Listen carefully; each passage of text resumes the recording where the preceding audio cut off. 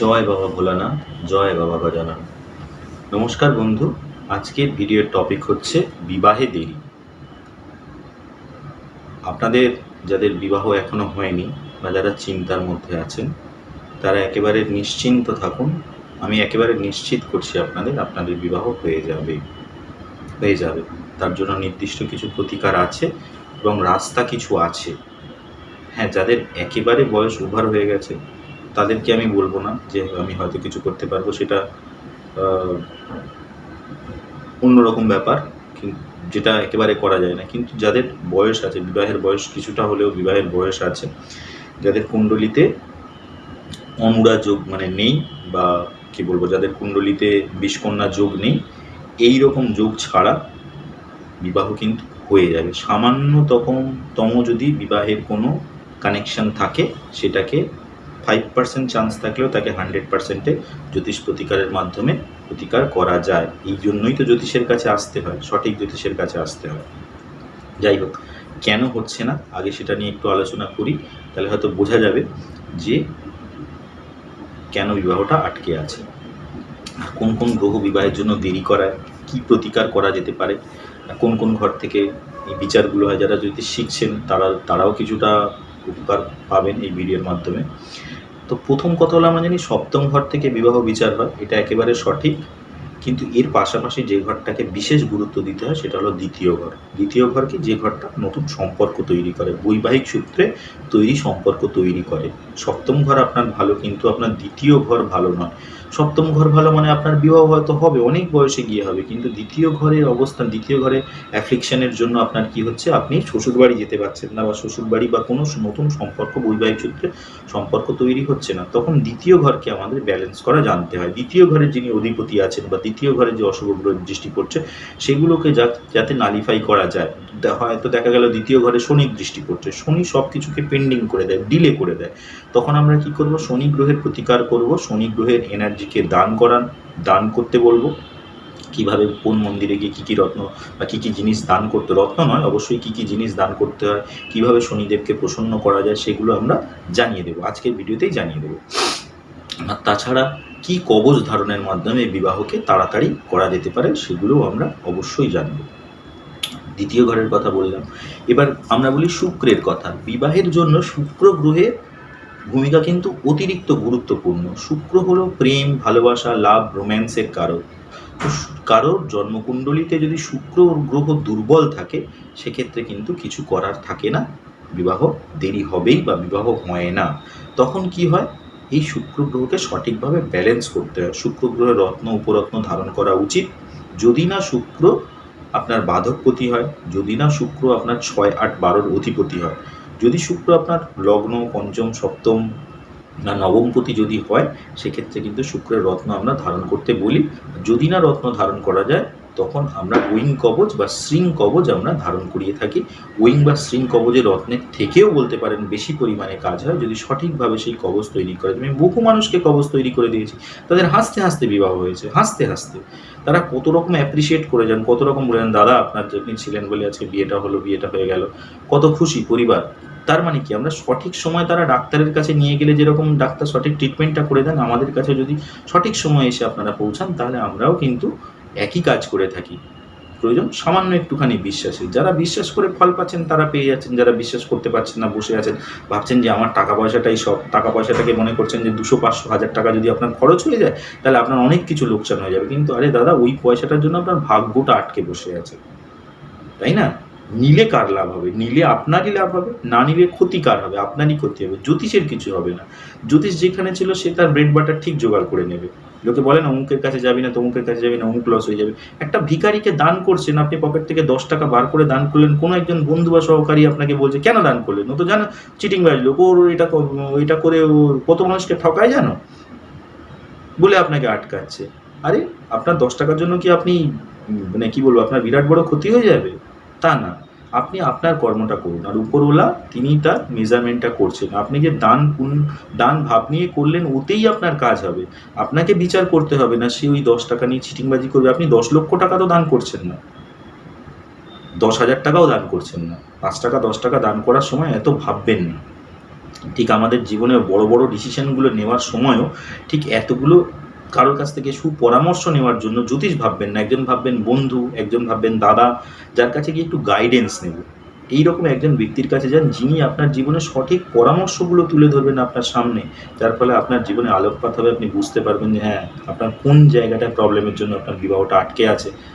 আর বিবাহ করতে কে না চায়, কিন্তু বিবাহ না হলে আপনি মনে করছেন একদিন না একদিন আমার বিবাহ হবেই, একদিন না একদিন বিবাহ হবে, কেউ এসে আপনার বিবাহ দিয়ে যাবে না, কেউ আসবে না। বিবাহ আপনাকেই করতে হবে, বা আপনার পরিবারের যদি বাবা মা দাদা দিদি ভাই বোন বা মাসি পিসি যদি খুব অ্যাক্টিভ থাকে তখন আপনারা তার জন্য সম্বন্ধ এনে দিতে পারেন, কিন্তু ডিসিশনটা আপনাকেই নিতে হবে, তাই না? সিদ্ধান্তটা সবার আগে আপনার। যারা প্রেম করছেন দীর্ঘদিন, দ্বিতীয় ঘরে শনির দৃষ্টি রয়েছে, সপ্তম ঘরে পঞ্চম ঘরে শনির দৃষ্টি রয়েছে, দীর্ঘদিন ধরে প্রেম করে যাচ্ছেন কিন্তু প্রেমটা কোনোদিনও আর বিয়েতে কনভার্ট হচ্ছে না, সম্পর্কই থেকে যাচ্ছে, বাধা কাটছে না। তাদের বাধাগুলো কাটানো 5 মিনিটের কাজ, 5 মিনিটের কাজ, চেষ্টা করলেই করা যায়, কিন্তু আপনারা আসবেন না, আপনারা চেষ্টা করবেন না, কি করা যাবে? এনিওয়ে, এরপরে চলে আসছি মাঙ্গলিক প্রভাব। যদি আপনার জন্মকুণ্ডলিতে মাঙ্গলিকের প্রভাব থাকে, লগ্ন চতুর্থ সপ্তম অষ্টম দ্বাদশে যদি মঙ্গল অবস্থান করে, সেক্ষেত্রেও বিবাহে অনেক ক্ষেত্রে দেরি হয়।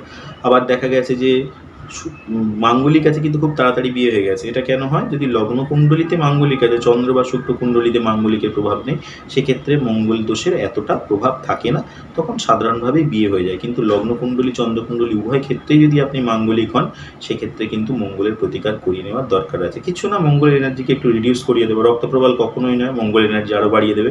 এক্ষেত্রে মঙ্গলের জন্য রুদ্রাক্ষ ধারণ করা যেতে পারে, বা রিং কবচ ধারণ করা যেতে পারে। রিং কবচে খুব ভালো কাজ হয়, দুর্গা কবচে খুব ভালো কাজ হয়।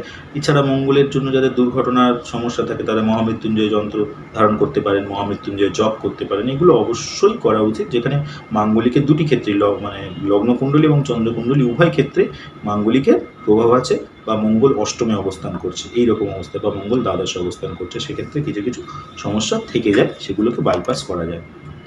অনেকে তো সপ্তম স্থানে কেতু আছে, বিয়ে করতে ভয় লাগে, বিয়ের পর গোপন মানে কি হবে, অনেকেই হয়তো ফিজিক্যাল ব্যাপারে অনেক নিয়ে চিন্তিত থাকেন যে আমার দ্বারা সব কিছু আমি পারফর্ম করতে পারবো কি পারবো না।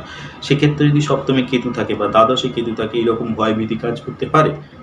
দ্বাদশে কেতু থাকলে গোপনীয়তার জন্য অনেক সময় সম্পর্ক ভেঙে যেতে পারে, যে আপনাদের মধ্যে এমন কিছু গোপন হিডেন ব্যাপার থেকে যায় যে ব্যাপারগুলো থেকে সহজে বার করে আনা যায় না, সেগুলো থেকেও কেতুর প্রতিকারের মাধ্যমে অবশ্যই বিবাহের রাস্তা খুলে দেওয়া যায়।